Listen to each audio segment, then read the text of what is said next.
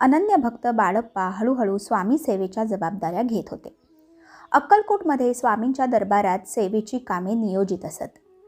जसे गणपतरावांनी स्वयंपाक करावा, नरसप्पाने पाणी तापवावे, सुंदराबाईंनी स्वामींच्या जेवणाचे बघावे, श्रीपाद भटांनी पूजा करावी आणि बाळप्पा यांनी सर्व वस्तूंची त्या त्या ठिकाणी जमवाजमव करून वेळच्या वेळी व्यवस्था करावी.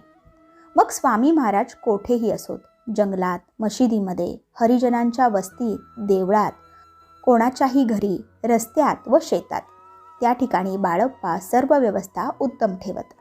यातच आपल्या जबाबदाऱ्या उत्कृष्टपणे पार पाडत असताना बाळप्पा यांना तेथे पाणी आणण्याची लाज वाटत असे.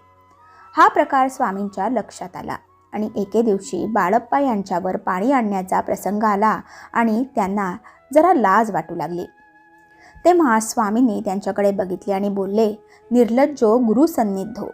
श्री बाळप्पा यांना गुरुकृपेची तळमळ होती, त्यामुळे त्यांचे मन संवेदनशील झालेले होते आणि म्हणूनच स्वामींची आज्ञा त्यांना समजली आणि जी जी कामे करण्यात त्यांना लाज वाटत असे ती सर्व कामे ते अतिशय आनंदाने स्वामी सेवा म्हणून करू लागले आणि स्वामी भक्तीच्या वरच्या वर्गात त्यांनी प्रवेश केला. तर मंडळी, या कथेमधून आपल्याला हाच बोध मिळतो की श्री गुरु सदैव संपूर्ण समर्पित शिष्यासोबत असतात. म्हणजेच स्वामींची सेवा करताना आपल्याला कुठल्याही कामाबाबत कमीपणा नाही वाटला पाहिजे. जी काही स्वामी सेवा आपल्याला दिली आहे ती संपूर्ण समर्पित भावनेने केली पाहिजे.